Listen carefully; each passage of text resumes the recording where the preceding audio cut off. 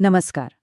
आज आपण एका अशा जबरदस्त कल्पनेबद्दल बोलणार आहोत, जी जोसेफ गुयेन यांनी मांडली आहे. आपल्या मानसिक त्रासाचं, आपल्या दुःखाचं खरं कारण काय आहे? ही एक अशी कल्पना आहे, जी कदाचित आपल्या आयुष्याकडे बघण्याचा आपला दृष्टिकोनच कायमचा बदलून टाकू शकते. कधी विचार केलाय का, की आपण सतत तणावात, चिंतेत का असतो? हा प्रश्न आपल्या सगळ्यांच्या मनात कधी ना कधी येतोच, नाही का? सततची धावपळ, कामाचा ताण, नात्यांमधले गैरसमज या चक्रातून बाहेर पडण्यासाठी आपण धडपडत राहतो, पण अनेकदा आणखीनच आत अडकत जातो. आपल्याला नेहमी वाटतं की बाहेरची परिस्थिती बदलली, लोक बदलले की सगळं काही ठीक होईल. पण काय होईल जर आपल्याला कळलं की खरी समस्या बाहेर नाहीच, ती आपल्या आतच आहे? काय होईल जर आपल्याला कळलं की आपण उत्तर चुकीच्या दिशेने शोधत आहोत? चला तर मग या विषयाच्या जरा मुळाशी जाऊया. सर्वात आधी हे समजून घेणं खूप महत्वाचं आहे की आपण ज्या त्रासाबद्दल बोलतोय तो नक्की आहे तरी काय. कारण लक्षात घ्या, आयुष्यात येणारी प्रत्येक वेदना ही दुःख नसते. या दोन्हीमध्ये जमीन अस्मानाचा फरक आहे. थिच नाट हाण यांचं हे वाक्य बघा, किती खरं आहे नाही का? अनेकदा आपण आपल्या दुःखाला इतकं कवटाळून बसतो की ते आपल्याला ओळखीचं, अगदी आपलं वाटायला लागतं. आणि मग त्याशिवाय जगण्याची कल्पनाच आपल्याला भीतीदायक वाटते. बौद्ध तत्त्वज्ञानातनं 2 बाणांची एक खूप सुंदर संकल्पना आहे. पहिला बाण म्हणजे जीवनातली एखादी वेदनादायी घटना, जी अटळ असते, ती आपल्या हातात नसते. पण दुसरा बाण, तो म्हणजे त्या घटनेवर आपण दिलेली प्रतिक्रिया, आपलं दुःख. आणि यातली सर्वात महत्त्वाची गोष्ट काय आहे माहितीये? हा दुसरा बाण पूर्णपणे आपल्या हातात असतो. तो स्वीकारायचा की नाही हे आपण ठरवू शकतो. तर मग आपल्या या दुसऱ्या बाणाचं म्हणजे आपल्या दुःखाचं मूळ कारण तरी काय आहे? उत्तर ऐकून कदाचित तुम्हालाही आश्चर्य वाटेल, कारण ते आपल्यासोबत घडलेल्या घटनेत नाही, तर आपण त्या घटनेला काय अर्थ देतो त्यात दडलेलं आहे. हे वाक्य खूप खोलवर विचार करायला लावणारं आहे. आपण खरं तर वास्तवात जगतच नाही. आपण जगतो ते आपल्याच विचारांनी निर्माण केलेल्या जगात. आपला प्रत्येक अनुभव आपल्या विचारांच्या चष्म्यातूनच आपल्यापर्यंत पोहोचतो. मग आपल्या सगळ्या चिंता, भीती आणि तणावाचं मूळ काय आहे? ते बाहेरच्या जगात नाहीये, ते आपल्या अगदी आत आहे. ते आहे, हो, तुम्ही बरोबर वाचलं. आपल्या मानसिक त्रासाचं मूळ कारण म्हणजे विचार करणे. नुसते विचार नाही, तर त्या विचारांमध्ये गुंतून पडण्याची क्रिया, त्यांना खरं मानून त्यावर प्रतिक्रिया देण्याची सवय, ही प्रक्रियाच दुःखाला जन्म देते. ही गोष्ट एका सुंदर झेन कथेतून अधिक स्पष्ट होईल. कल्पना करा, एक भिक्षू तलावाच्या मधोमध शांतपणे ध्यान करत बसला आहे आणि अचानक एक दुसरी बोट येऊन त्याच्या बोटीला धडकते. त्याची सगळी एकाग्रता भंग पावते. त्याला प्रचंड राग येतो. तो त्या दुसऱ्या बोटीतल्या माणसावर ओरडण्यासाठी उभा राहतो आणि पाहतो तर काय, ती बोट रिकामी असते.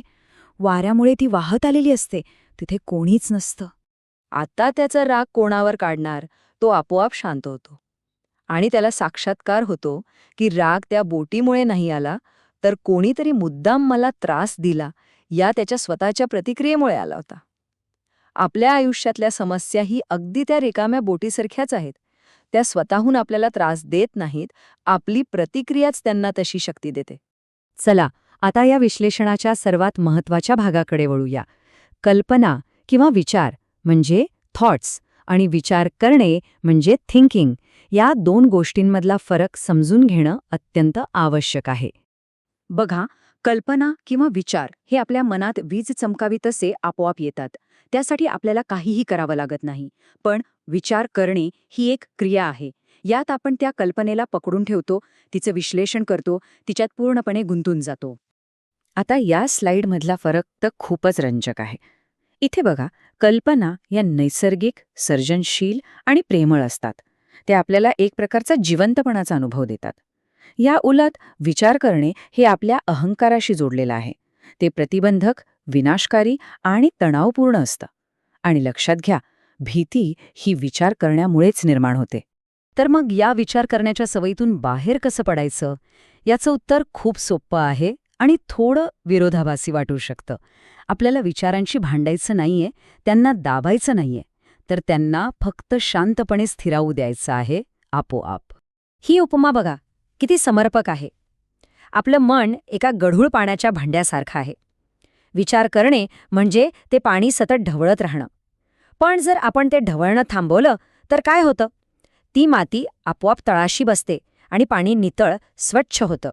आपल्या मनाचंही अगदी तसंच आहे. यासाठी 3 अगदी सोप्या पायऱ्या आहेत. पहिलं, फक्त जाणीव ठेवा की हो, मी विचारांच्या जाळ्यात अडकलो आहे. दुसरं, त्या विचारांना विरोध करू नका. त्यांना मोकळेपणाने येऊ द्या आणि जाऊ द्या. आणि तिसरं, काहीही न करता त्यांना आपोआप शांत होऊ द्या. बघा, मन नैसर्गिकरित्याच पुन्हा शांत आणि स्वच्छ होईल. डिकन बेटिंगर यांचं हे वाक्य किती सुंदर आहे. शांती, प्रेम आणि आनंद आपल्यापासून अजिबात दूर नाहीयेत. ते फक्त एका विचाराच्या पलीकडे आहेत. त्या शांत, विचाररहित अवस्थेत आपली वाट पाहत आहेत. आणि या विचाररहित अवस्थेचा फायदा केवळ मानसिक शांतीपुरता मर्यादित नाहीये. याचा थेट संबंध आपल्या उत्कृष्ट कामगिरीशी सुद्धा आहे, ज्याला अनेकदा फ्लो स्टेट असंही म्हटलं जातं. जेम्स क्लिअर म्हणतात, चिंता म्हणजे विचारांनी आपल्यावर नियंत्रण मिळवणे आणि फ्लो म्हणजे विचारांशिवाय नियंत्रण मिळवणे. महान खेळाडू किंवा कलाकार जेव्हा त्यांच्या सर्वोत्तम क्षणी असतात तेव्हा ते विचार करत नसतात. ते त्या क्षणामध्ये पूर्णपणे विरघळून गेलेले असतात. तर ह्या सगळ्यातून लक्षात घेण्यासारखा सर्वात महत्त्वाचा मुद्दा हा आहे की आनंद आणि शांती ही आपली मूळ नैसर्गिक अवस्था आहे. विचार करणे हे फक्त त्यावर जमलेल्या ढगांसारखं आहे. आपल्याला काही नवीन मिळवायचं नाहीये, तर आपल्या आत जे आधीपासूनच आहे तिथे फक्त परत जायचंय. आणि जाता जाता हा एक शेवटचा प्रश्न तुमच्यासाठी. आपण नेहमीच आपले विचार नियंत्रित करायला, त्यांना बदलायला बघतो. पण काय होईल जर आपलं खरं ध्येय विचारांवर नियंत्रण मिळवणं नसून त्यांच्या गरजेपासूनच मुक्त होणं असेल तर? यावर नक्की विचार करा.